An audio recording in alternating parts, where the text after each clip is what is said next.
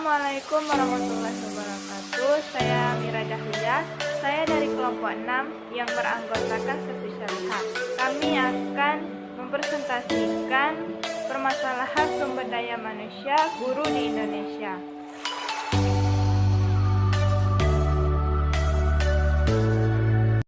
Baiklah, saya akan membahas materi tentang permasalahan sumber daya manusia pada guru di Indonesia. Guru dapat dikatakan sebagai garda terdepan kemajuan bangsa Indonesia jika ditelaah lebih jauh.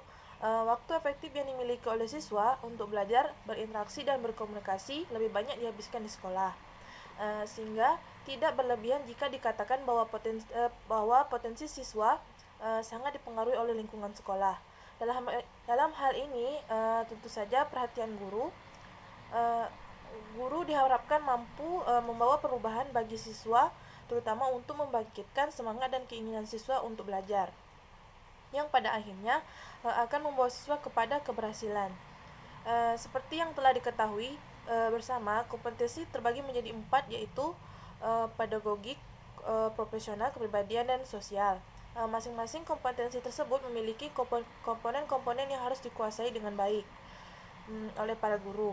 Misalnya, kompetensi pedagogik berbicara tentang kemampuan guru merencanakan, melaksanakan, dan akhirnya mengevaluasi pembelajaran. Akan tetapi, khusus pada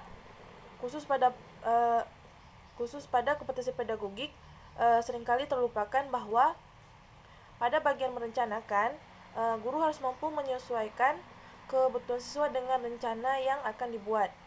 Inilah yang nantinya akan dibicarakan sebagai kompetensi pembelajaran. Di samping keempat kompetensi yang guru tersebut, masih ada hal lain yang harus dikuasai oleh guru, yaitu penguasaan bahasa asing, khususnya bahasa Inggris, dan juga kompetensi melaksanakan penelitian. Pada permasalahan sumber daya manusia guru di Indonesia, ada 3 masalah besar yang menghambat peningkatan kualitas sumber daya manusia melalui proses pembelajaran oleh guru, yaitu yang pertama, desain pembelajaran atau terkait kurikulum kompetensis, yang kedua, penelitian research kompetensis, dan 3, penguasaan bahasa Inggris terkait communication competencies. Baiklah, selanjutnya solusi mengatasi perbaikan permasalahan SDM pada guru. Adapun solusi untuk mengatasi masalah besar yang menghambat peningkatan kualitas sumber daya manusia, terutama bagi tenaga pendidikan atau guru di Indonesia, melalui proses pembelajaran yang baik dan berkualitas, dapat kita ketahui sebagai berikut. Yang pertama, kompetensi dalam desain pembelajaran. Berbicara mengenai desain pembelajaran tentunya merupakan bagian dalam kompetensi pedagogik atau lebih khusus merupakan kompetensi kurikulum. Seorang guru dikatakan kompeten khususnya dalam hal kompetensi kurikulum jika menguasai seluruh pengetahuan yang telah diuraikan sebelumnya.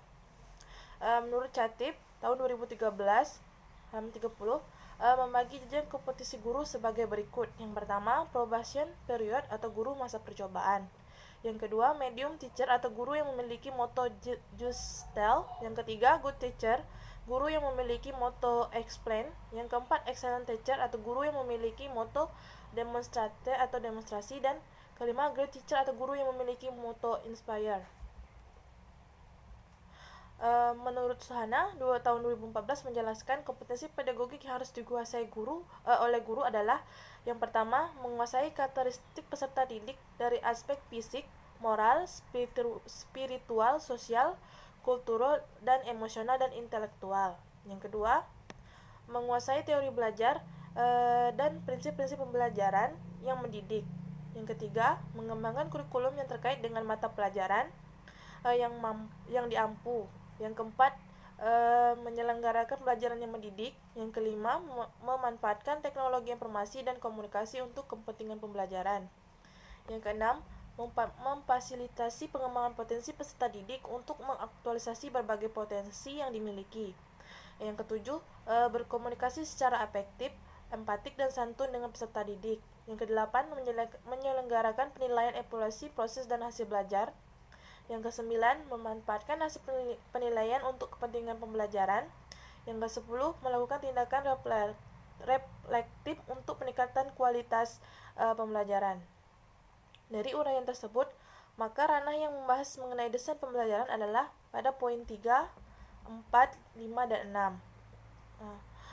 Guru cenderung mengabaikan hal ini, bahkan hanya memanfaatkan dokumen yang ada untuk merancang pembelajaran. Tidak melakukan telaah berdasarkan kebutuhan peserta didik dan juga tidak mengembangkan ide-ide kreatif sendiri dalam melaksanakan pembelajaran yang berkualitas bagi peserta didik. Secara teoretis dan pragmatis, guru sebenarnya memiliki kewenangan yang sangat besar dalam melaksanakan pembelajaran, baik dalam hal persiapan, pelaksanaan, evaluasi, bahkan pengambilan keputusan penilaian.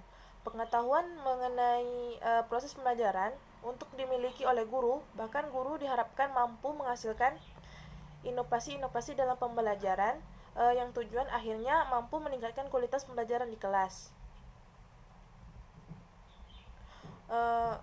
Guru juga seharusnya merupakan arsitek pembelajaran di kelasnya sendiri.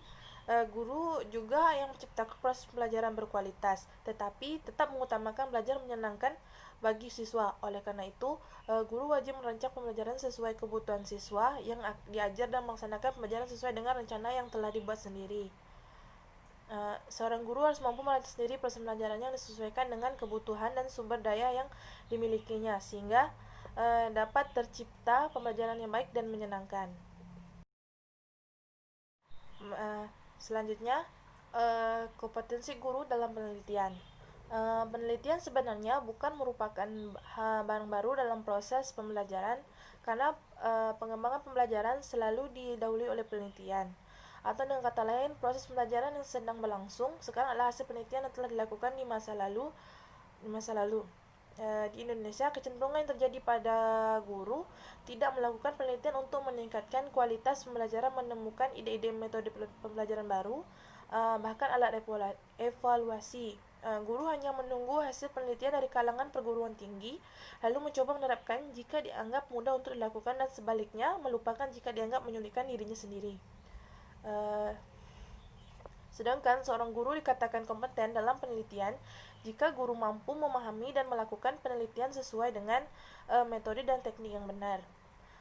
Ditambah lagi, penelitian sangat penting bagi siswa untuk meningkatkan kemampuan berpikir dan kemampuan proses ilmiah. Para guru akan mampu meningkatkan pemahaman siswa sesuai kebutuhan siswa, yang intinya jelas akan meningkatkan kualitas pembelajaran guru yang mendasarkan proses pembelajarannya pada hasil penelitian.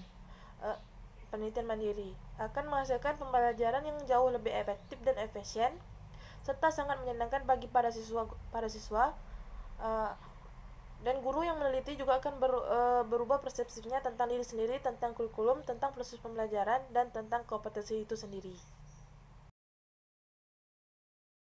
Baiklah, di sini saya akan menjelaskan kompetensi guru dalam penguasaan bahasa Inggris. Di sini, jika seorang guru tidak kompeten dalam berbahasa Inggris, dapat dipastikan bahwa guru tersebut sulit untuk mendapatkan pengetahuan dari luar negeri. Hal-hal lain adalah penggunaan internet yang secara pasif juga dikuasai oleh website berbahasa Inggris. Dan dampaknya tentu sama, yaitu guru sulit mendapatkan pengetahuan karena keterbatasan berbahasanya. Baiklah, selanjutnya yaitu meningkatkan kompetensi guru. Berdasarkan uraian yang telah diungkapkan sebelumnya, serta fakta begitu besarnya fakta manfaat yang dimiliki, maka perlu dicarikan jalan keluar untuk mengatasi semua permasalahan yang muncul. Beberapa usulan solusi yang ditawarkan adalah dengan yang pertama yaitu memperbaiki sistem pembelajaran perguruan tinggi, khususnya LPTK. Dan yang kedua yaitu mengadakan diklat atau pendidikan dan pelatihan yang sesuai dengan kebutuhan para guru. Baiklah, selanjutnya yaitu perbaikan sistem pembelajaran perguruan tinggi. Perguruan tinggi, khususnya perguruan tinggi kependidikan, sebenarnya yang paling bertanggung jawab atas rendahnya kualitas tenaga pendidik di Indonesia. Mengapa demikian? Karena para guru belajar dan praktik di kampus, sehingga apapun yang menjadi hasil kerja guru merupakan produk perguruan tinggi di mana guru tersebut belajar. kenyataan di lapangan terlihat bahwa banyak guru yang kebingungan dalam mengaplikasikan ilmu yang diperoleh di kampus. Ada kesenjangan yang besar antara kurikulum perguruan tinggi dengan kebutuhan di lapangan. Hal ini yang membuat guru tidak mampu menampilkan kompetensi terbaiknya di sekolah. Demikian, perguruan tinggi sebaiknya melakukan analisis terhadap kurikulum yang dimilikinya. Apakah masih sesuai dengan kondisi di lapangan atau sudah perlu dievaluasi? Perguruan tinggi juga perlu melakukan analisis terhadap penggunaan lulusan terutama sekolah. Terutama kompetensi dasar apa yang seharusnya dimiliki oleh lulusan.